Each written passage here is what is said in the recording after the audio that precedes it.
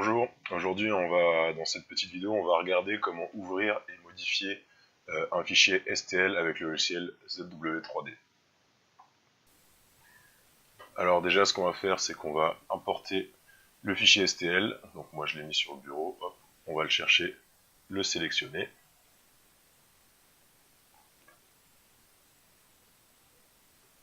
Voilà, on n'oublie pas de choisir le format STL dans type de fichier.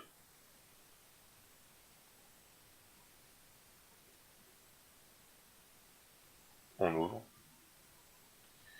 Et ici, on fait bien attention à garder ces mêmes options. Donc le fichier va s'ouvrir, donc on peut le voir sur la droite, on a l'image du fichier, sauf qu'en fait, en l'état, on ne peut pas le modifier. Donc là, je vais essayer de sélectionner une surface pour faire une esquisse et vous voyez que c'est pas possible. Donc ce qu'on va faire, c'est qu'on va taper une commande pour rendre les surfaces sélectionnables et pour qu'on puisse le modifier. Donc dans l'invité de commande en bas à droite, on tape cette commande que je vais vous mettre en description. On tape entrée, on sélectionne ensuite le fichier STL, et en bas là, il nous dit d'appuyer sur le bouton du milieu, donc la molette, pour valider. Donc là, on voit apparaître les surfaces, et quand je passe la souris par-dessus, on voit que c'est sélectionnable. Donc pour vérifier ça, ce qu'on va faire, c'est que on va faire on va faire un trou en fait simplement. Donc là, je sélectionne le plan qui m'intéresse pour dessiner mon esquisse.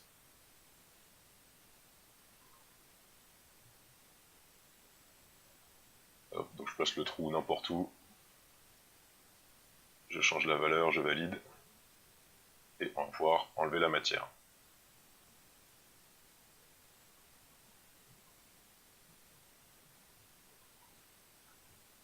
Voilà, simplement enlèvement de matière.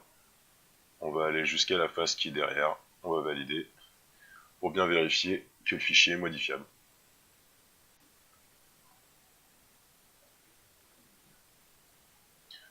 Jusqu'à la face.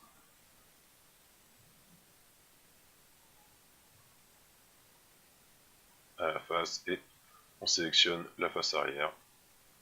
On valide et on voit bien que le perçage a été correctement réalisé.